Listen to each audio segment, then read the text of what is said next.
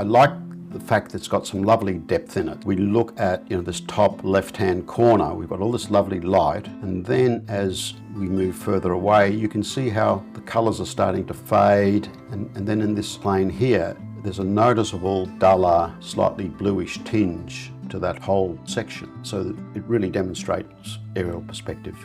And it'll give us a good example as to what do we do with these millions of trees and how do we paint them. So that's something else we're going to learn. And then we're going to finish with some foreground trees, and the trick is to leave enough light through these trees that you can see through them. If you go in too solid, you'll lose that feeling of depth because the eyes will just stick to the foreground. But we'll do that at the end. And I want us to really work to capture the light. The Three Sisters are a very minor part of this painting.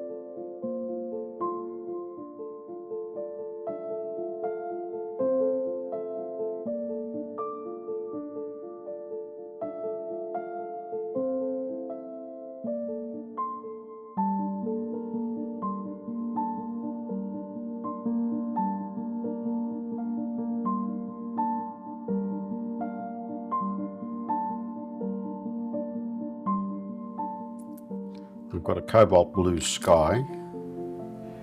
That should be enough for that.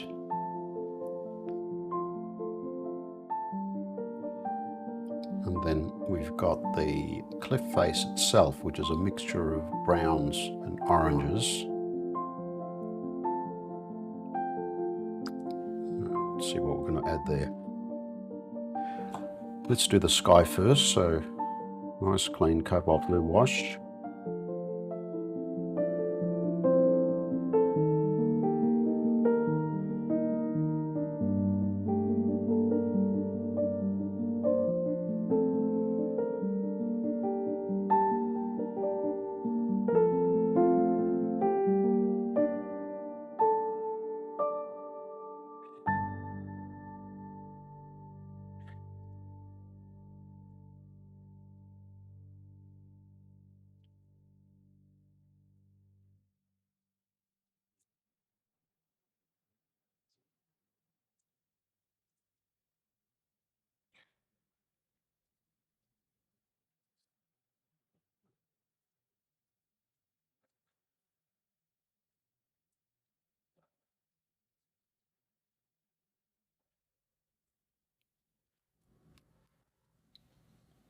Great, that'll do for the sky.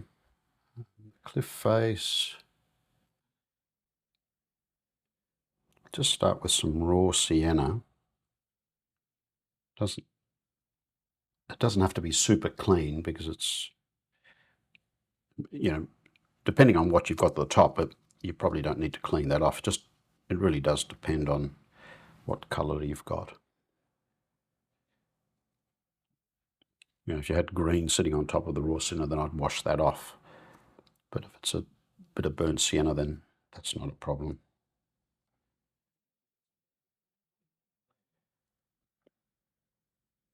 That'll do. And here I think we'll put some burnt sienna.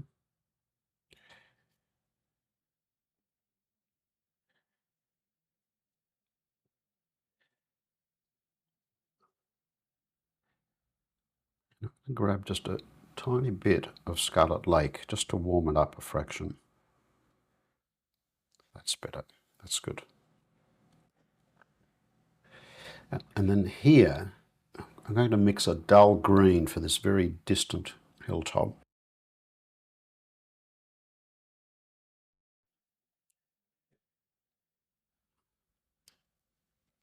For that, we'll start with some raw umber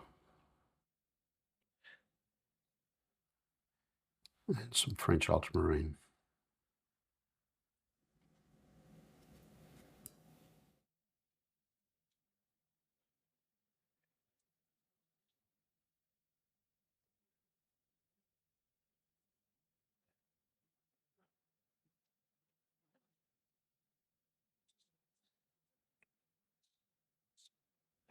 I think that will do it.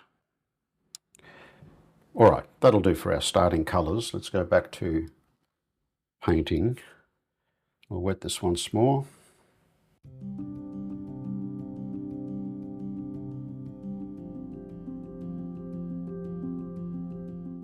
You're going to go from lighter tone to darker tone to lighter tone. Now, because this is just a flat graded wash, I'll use a bigger brush. We'll go with the 24.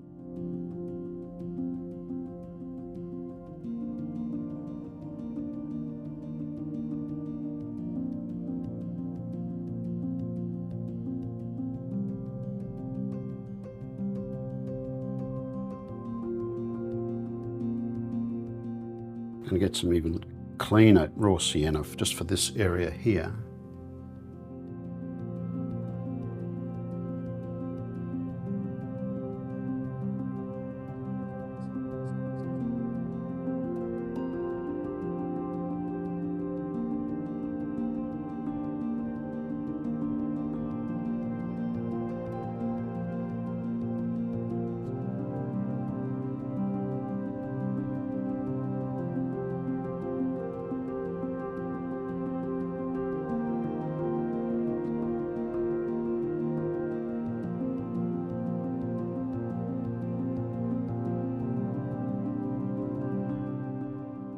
Got to be a little bit careful here, so I haven't quite, this last edge is in shadow, so I felt reasonably comfortable just painting up to it.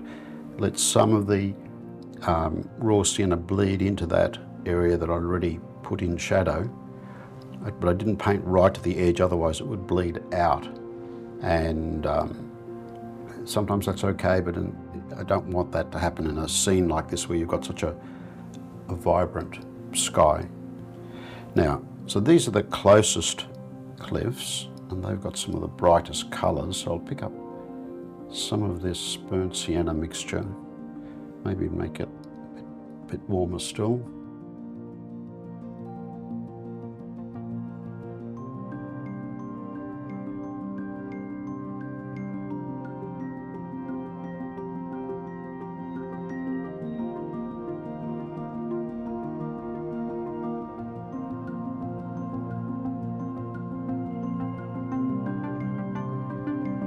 And there's some areas that are, discoloured, so for that we'll drop in some blues, maybe blue with a bit of burnt sienna.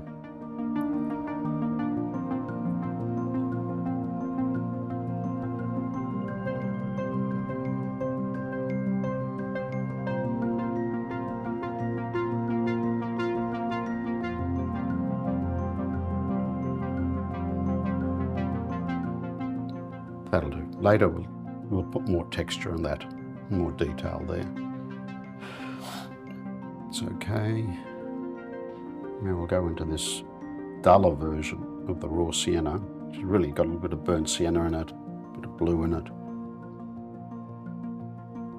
And it's a much paler mix than what we've got here. Grab some more water.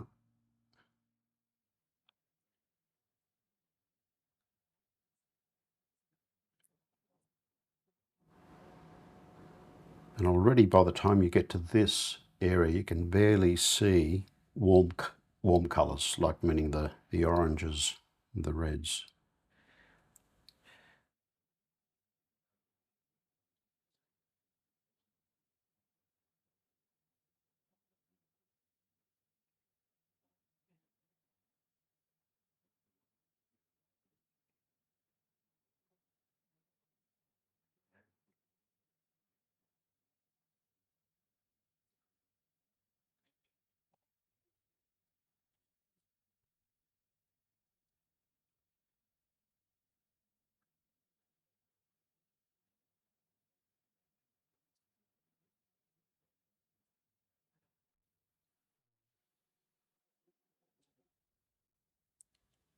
We'll put just a hint here and there, just a hint of this warmer colour, just a couple of places, but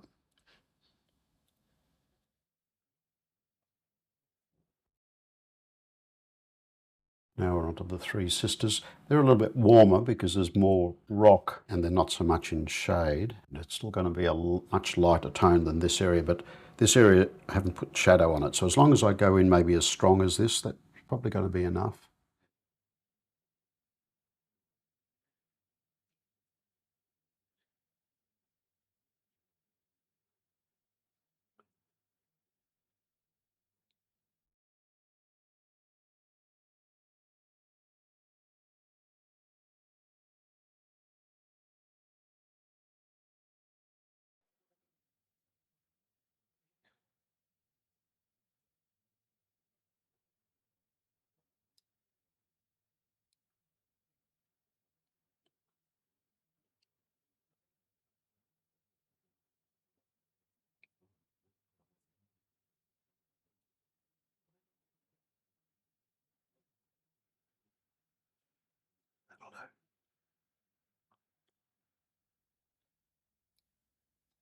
And then here we've got these distant cliff faces.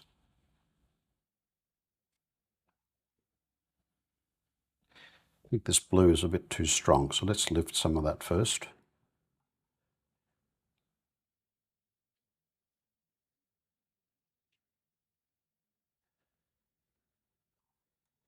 Squeeze most of the water out after you clean it.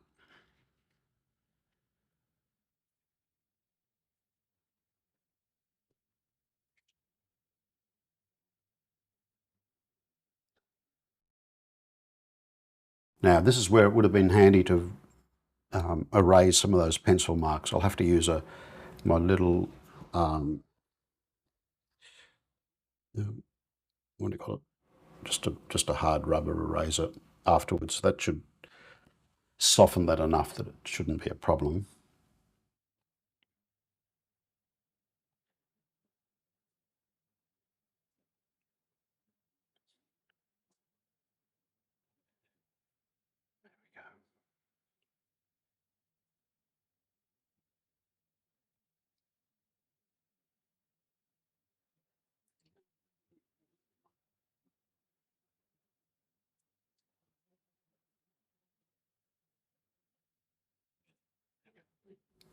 All right, let's just get to that stage. Okay, so basically what you want to see happen is brighter colours, stronger in tone here, getting a little bit weaker as they move in the distance.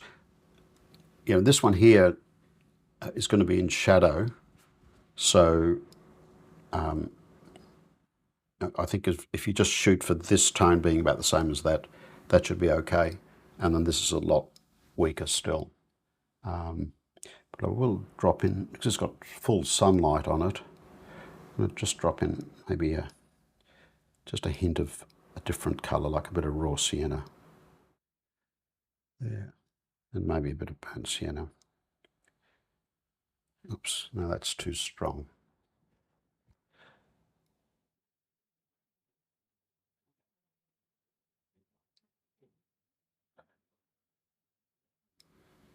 There you go, something like that. All right, if you do that,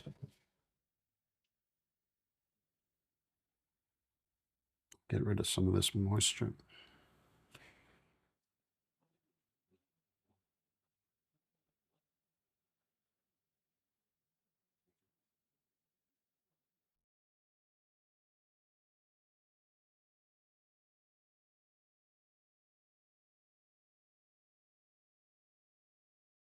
Now we start working on the green and the foliage. Again, if we go back and look at our reference, you know, if you look at this, you're going to see a lot more light and a lot warmer, right? Same sunlight's hitting this hill here, but you can see how this has sort of got a cooler green, whereas this here is has a lot more sort of yellow to it. And this last area has a bit more of a blue tint. We already dragged some of this weak sky colour into there, so we've already added a bit of that blue tint. Now, depending on how much you added, we'll have to think about whether we need to adjust that or not as we get going. All right, so let's just work on the greens. And we can do this two ways. We can paint from this lighter tone here and then just strengthen as we go forward, or we can work from the warmer tone and paint backwards. In this case, I've already mixed this light tone here, so I'm going to just start with that. And, you know, just very lightly checked in an area where it doesn't matter here, and that's dry enough that I shouldn't get cauliflowers forming over here. The main thing here is it can't be too bright, and we're going to go in with that as a distant colour. Now already I look at that and I think, you know, it needs to be lighter in tone and maybe even a bit bluer. So which blue? Well, we've got the blue of the sky there, and it's a cool blue, which again pushes it further into the distance, so I can use that. So what I'm going to do, I'll clean this out because I don't need to use it probably at all, but certainly not much. I'm going to pick up some of this green, I'm going to add some cobalt blue to it, then I'm going to add some water to it.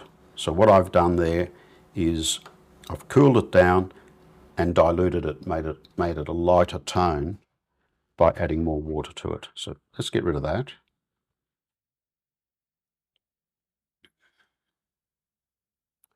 And that's much better.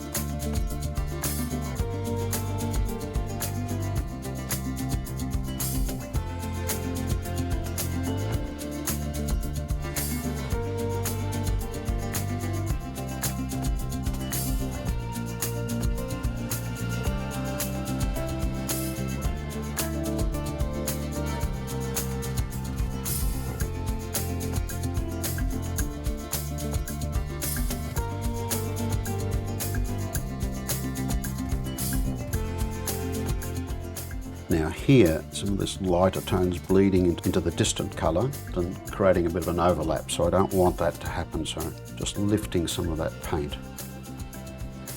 And then here I want a bit more of an impression of lots and lots of foliage.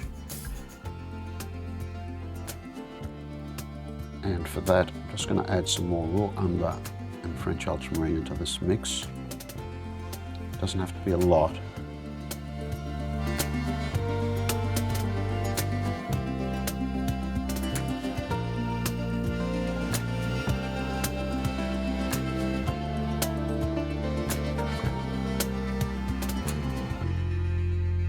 We want to create more of an impression of lots of trees there, right? So just a few dabs for darker tones. It's also handy to use some of that strategically to differentiate this hill with the distant one. But it's got to be reasonably random. You don't want to create regular lines unless there's a bit of a valley like this one here. Let's throw some down this way.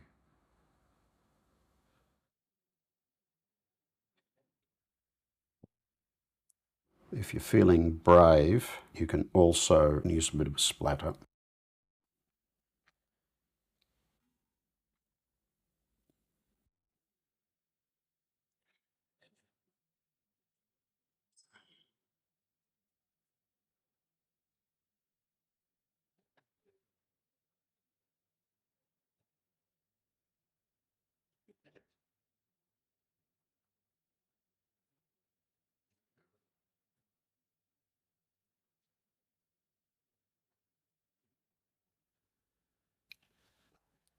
It really does take practice, folks.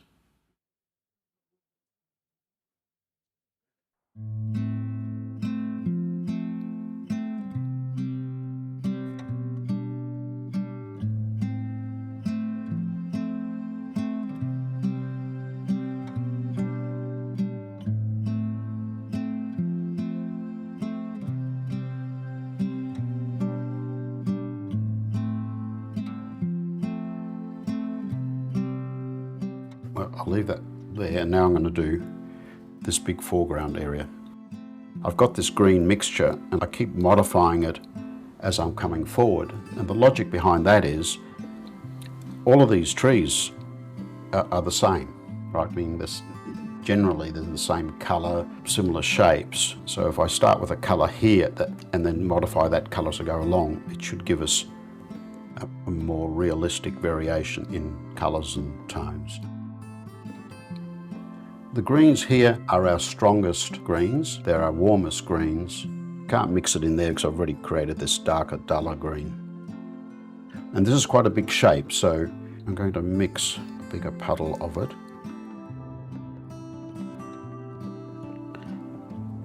And just like everywhere else, we started with the raw umber and French ultramarine.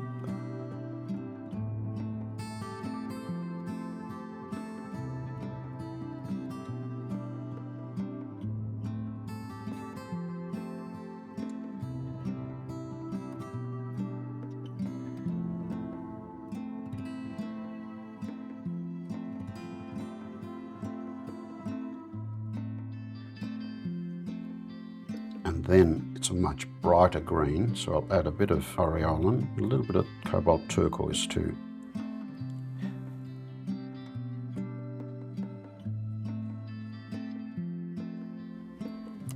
But it's never a bright, bright green, right? These are more olive greens.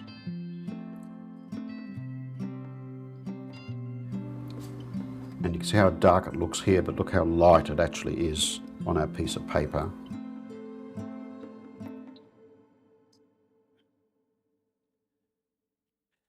So, a lot more raw umber.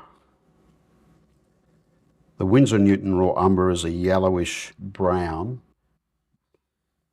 Being brown, it still means it has all three primary colours, but it leans more to the brown and more to the yellow than the burnt sienna, which has more red in it.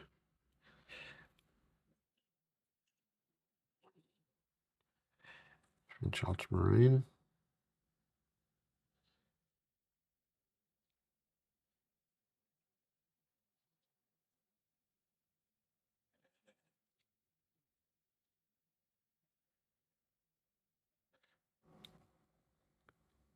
And I'll warm it up with some raw sienna as well.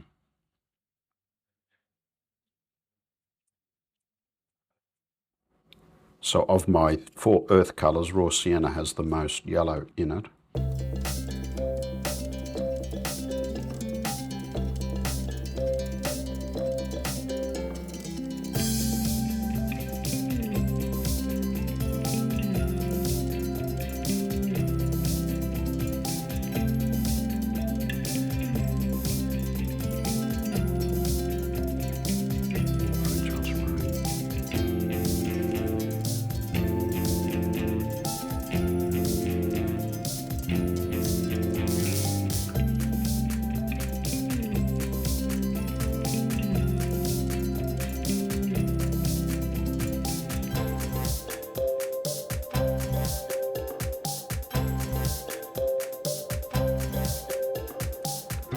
All right, now I think that's probably a bit too strong.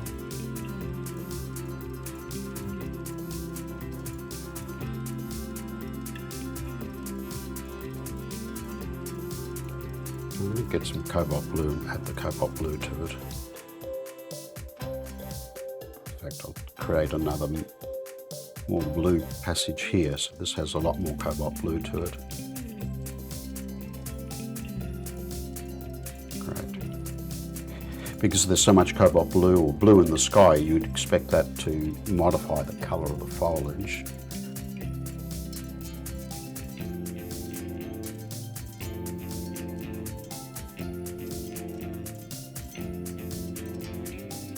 Let's see what this looks like. Let's start at the top here.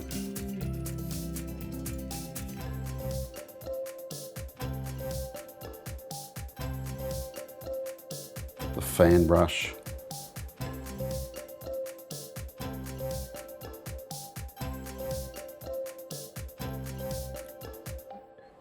I'm still not happy with it, it's a bit too cool. So I'll go in with some Aureolin.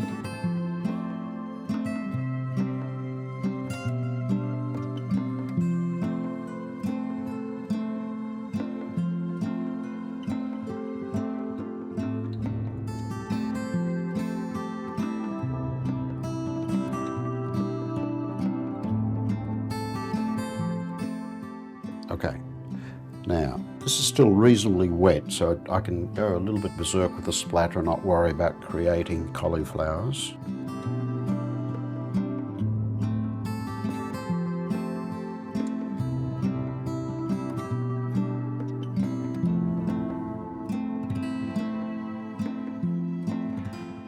Now I don't want the splatter to sort of be too directional, I want little blobs here.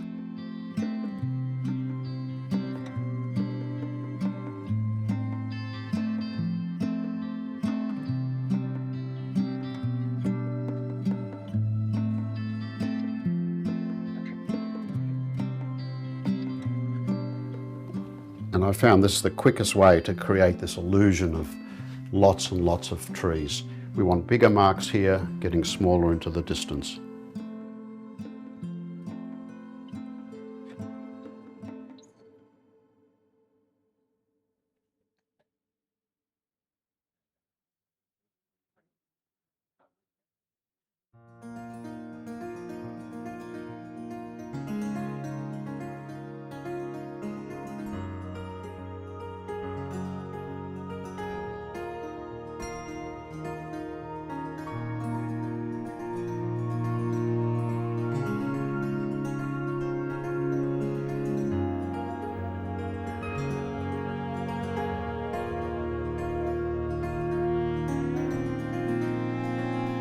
And I still change the colour every now and then.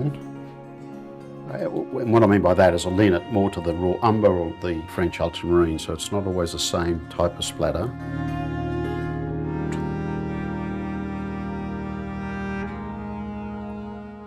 A bit too enthusiastic there with the splatter.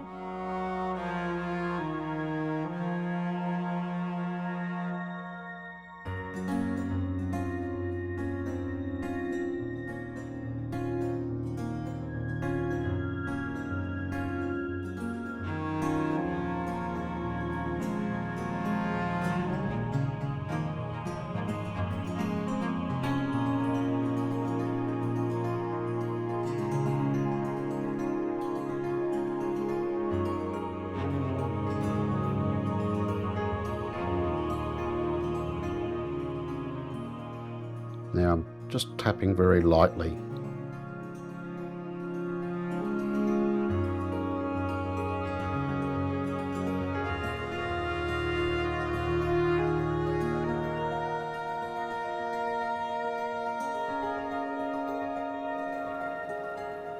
If you tap and you see a mark like that develop, then you know you're tapping too hard, so just pull back a little bit.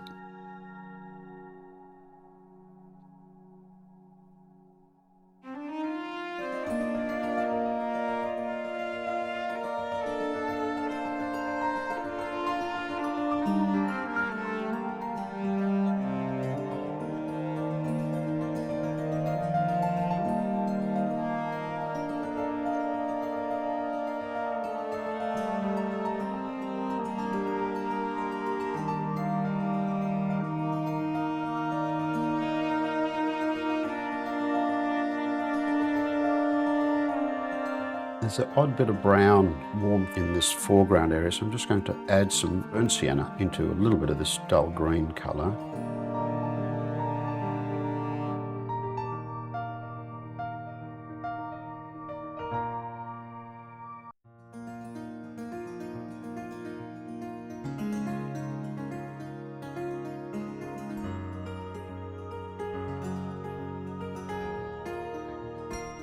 And this will also help bring this part of the painting forward a little. But I don't want it too strong, so it's really more, I want this mix to blend in with the green.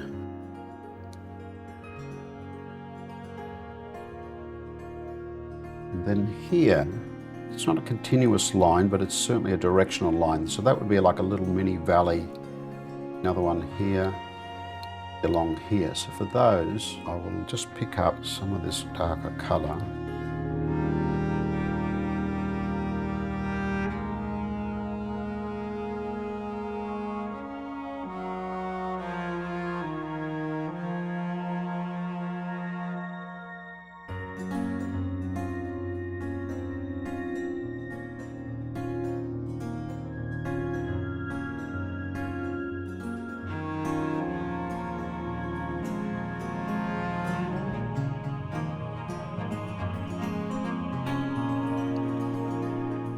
So what we're going to do now is add a little bit of texture to some of these cliffs here, just so they stand out a bit more before we go in and add our shadow shapes. And they're small shapes, so we don't need a lot of paint.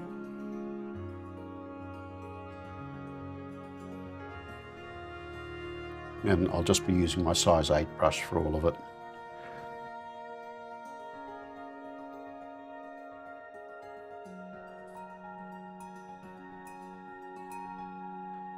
We'll start with some burnt sienna.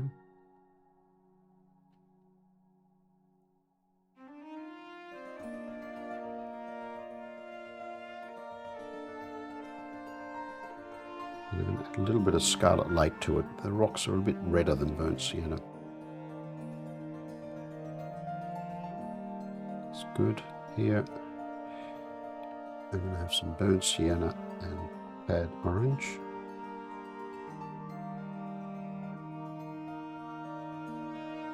It's good.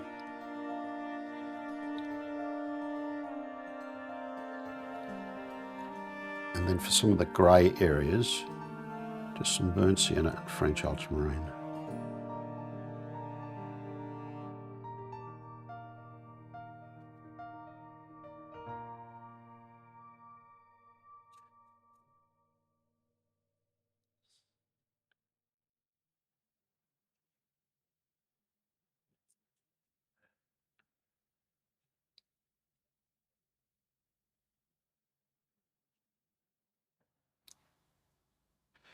I'll have another little puddle here. I think I'll go in with some raw sienna for that.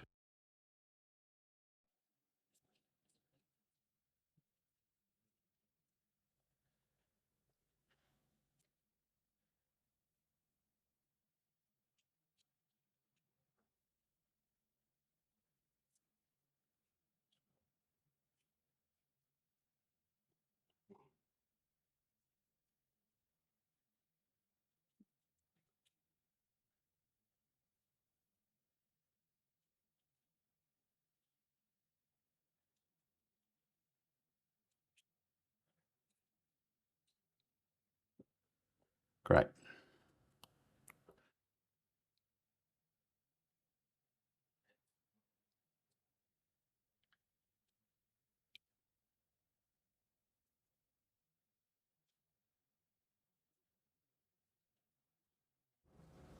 So if I look at this rock here, for instance, you've got some horizontal lines, and then you've got a little bit of this sort of vertical as well. So, and then we've got some of these darker crevices, which I'll also add. So a lot of this is just going to be dry brush work, okay?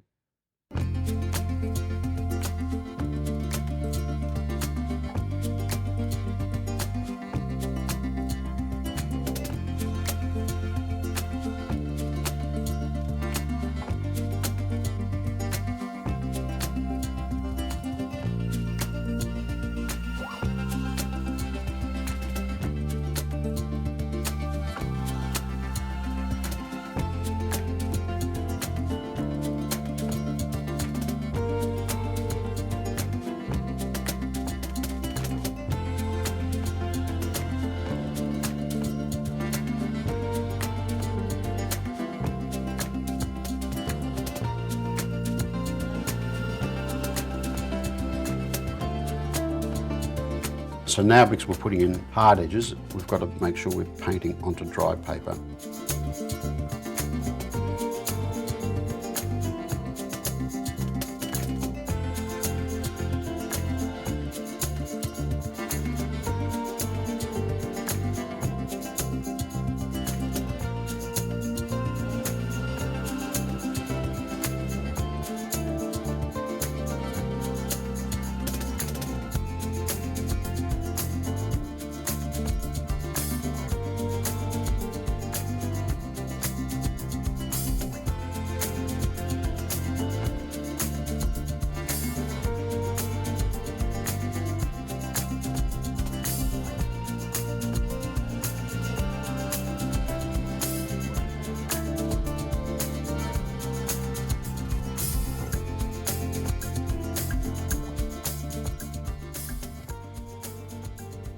And I want a lot of shadow mixture.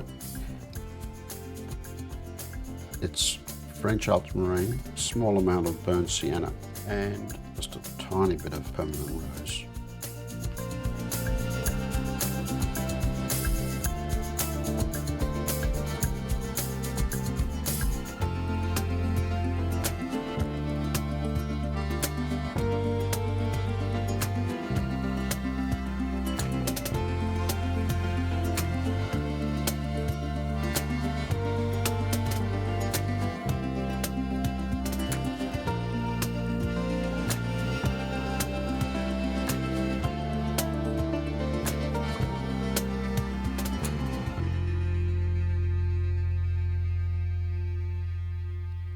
This shadow here is all one shape, but you can already see how much lighter and bluer this shadow is, so we have to take that into account. And then the same happens back here. But because it's also on these orangey rocks, the shadows have a little bit more of a lean towards a grey to them.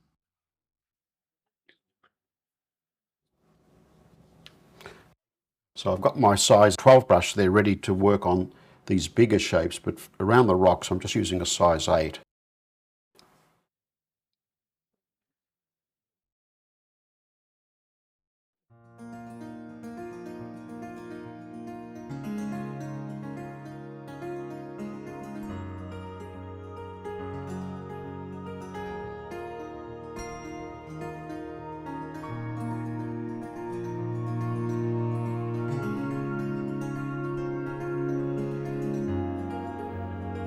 Quick marks.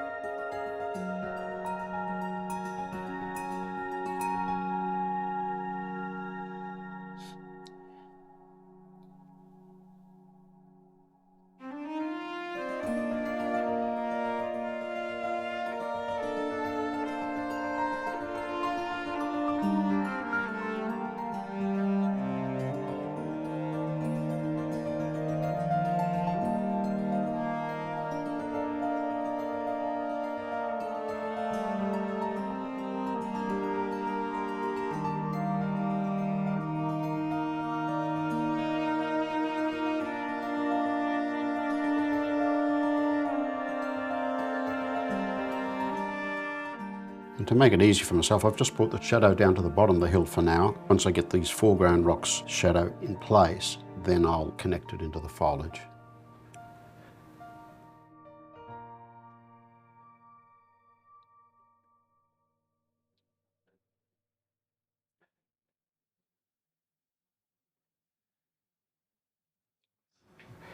There's a few of these darker shapes, dark crevices, and for those, I'm just going to get some French ultramarine and burnt sienna, but quite a bit stronger than my shadow mix. I'm going to drop that in now.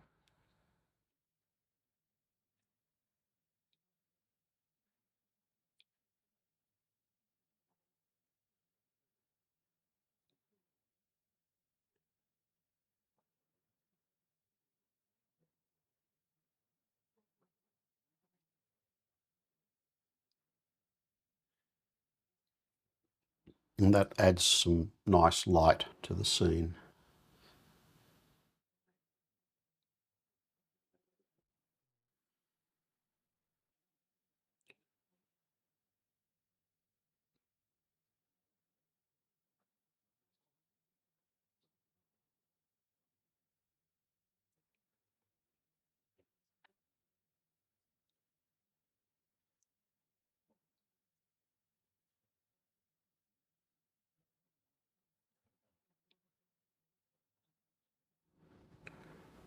And quite often there's some really stronger shadow shapes underneath some of this foliage.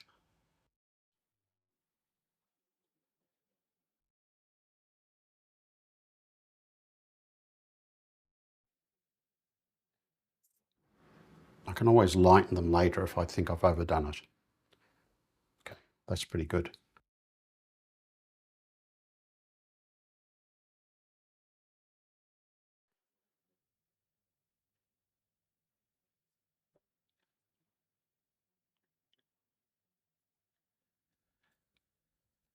I'll get a fan brush first.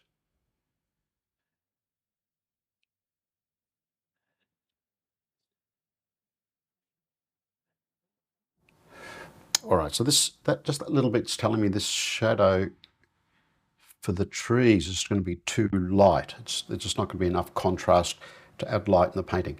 Partly that's because I've gone a bit strong with this foreground. If these trees here were a lot lighter, then you don't need to go much stronger with this shadow. In my case, I do have to make it stronger, so I'll just get more paint.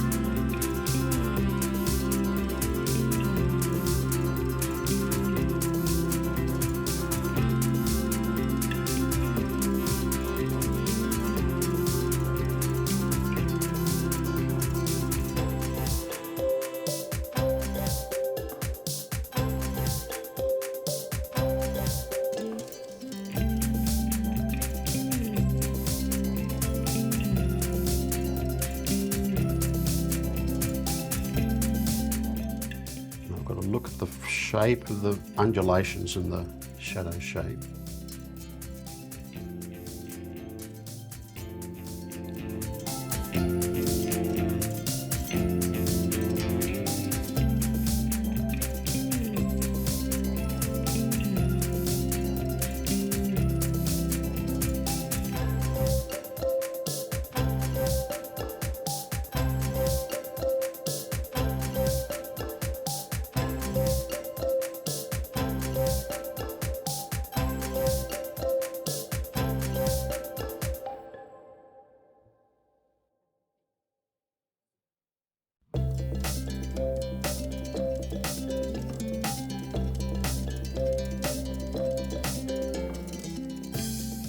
And when you're using the fan brush like this, you really have to make sure you don't press like you would be dropping in paint with your soft brush. That's the same technique I'm using here. I'm just sort of touching the brush onto the surface, but not pushing it in. Otherwise you'll lift the paint that's underneath and muddy it up a bit.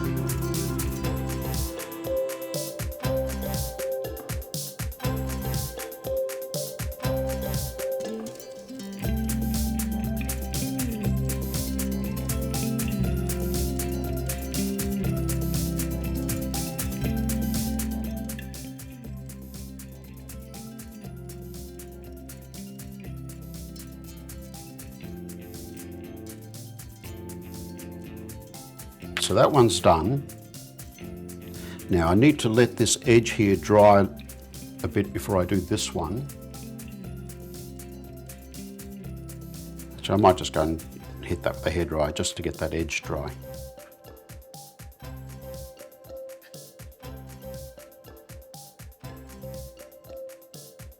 All right, now let's see what I've done here.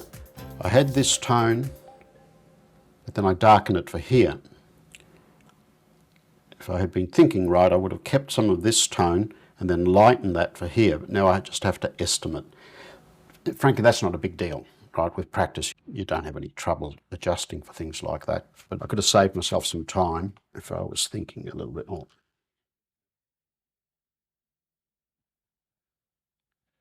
So I'll just pick up a load of this, put it here, and I'll add a lot more water to it.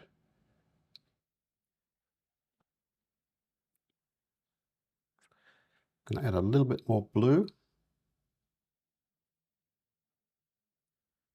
A bit more water. And most of this area is in shadow, except for there's a few areas here where there's just some lovely light, and I don't want to lose that. So I'm going to start by painting around them first.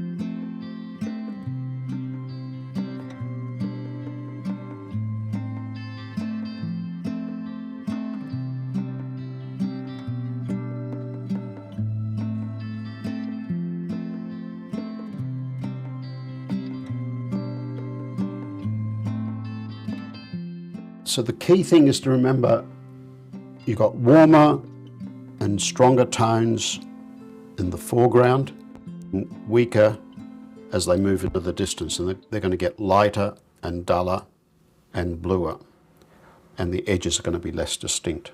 That might have dried enough for me to go in and just throw in a little bit more of this shadow colour.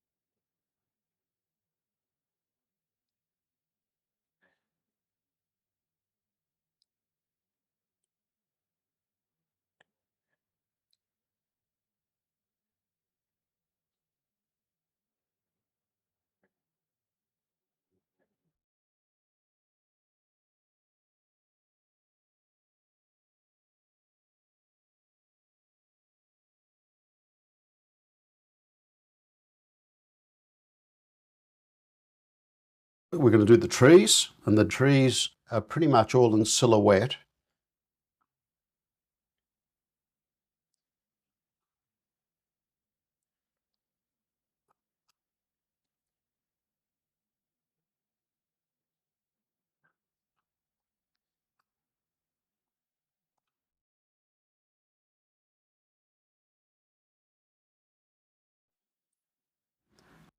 Let's use this shadow colour as the base for the dark green, but we'll add more French ultramarine.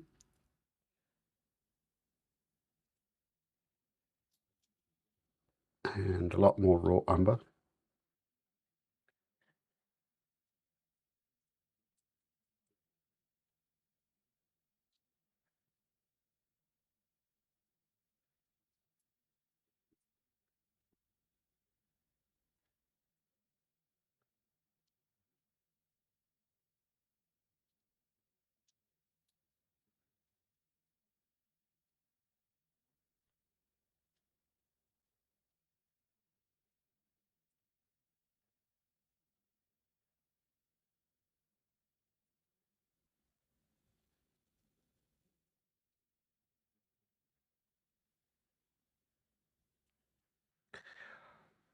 I will add a little bit of Aureolin, because there's a hint of green there.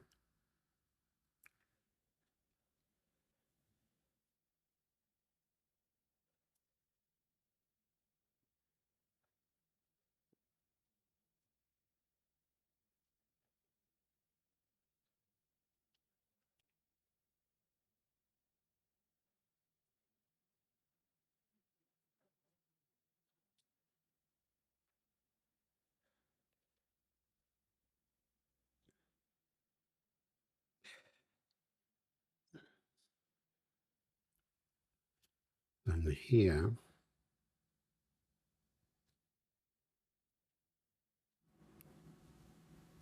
the little bit of burnt sienna there isn't going to make any difference because the colour of these leaves is very dark, which basically means it's got all three primary colours in there. So adding the earth colour just helps darken it that much quicker. In fact, I'll throw in a bit of burnt sienna.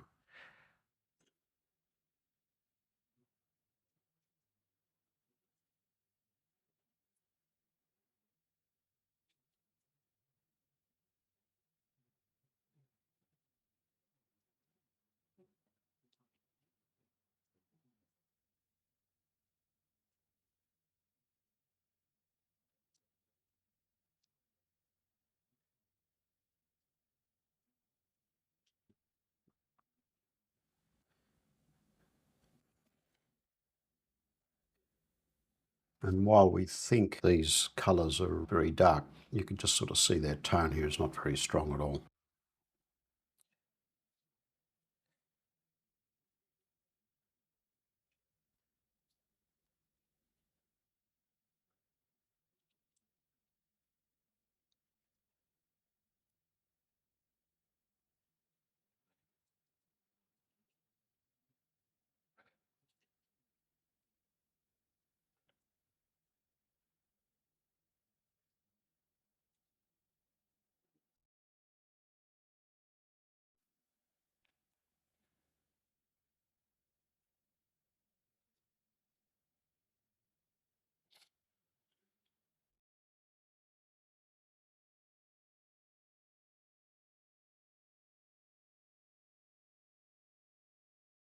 I'll just go a bit darker for the trunks.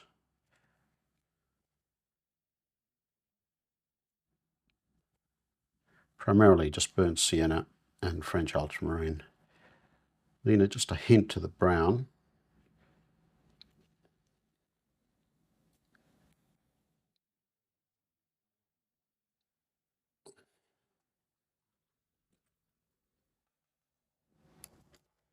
What we've got to make sure we do is we don't want to lose the light. So there's no use me giving a big brush and painting lots of foliage over this cliff face. So we've got to keep that in mind.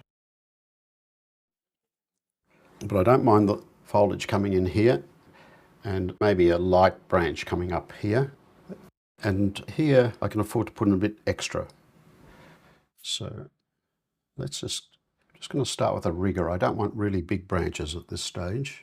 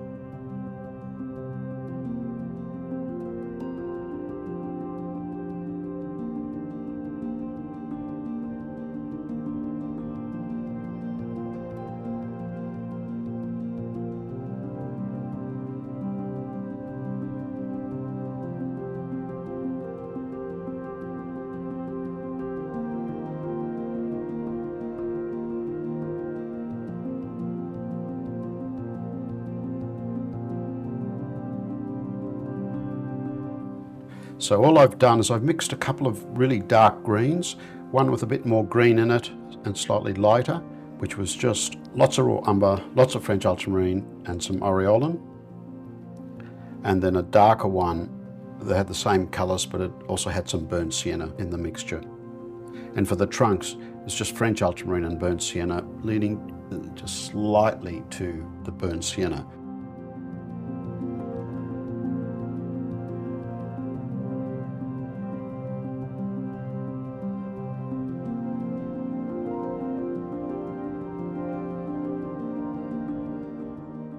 These areas are just looking a little bit too pale, so I'm going to put some foliage there.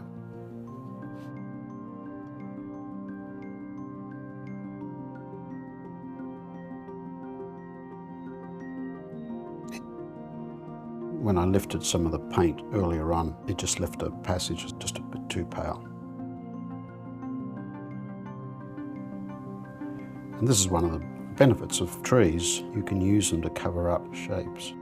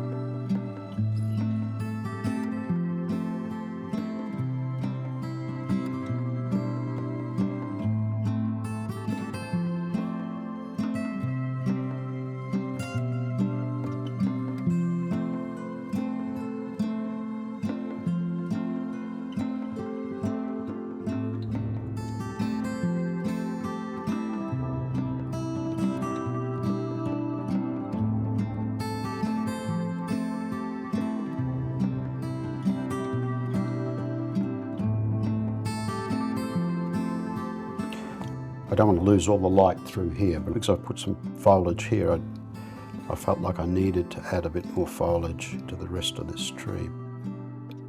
But I'll leave this one bare.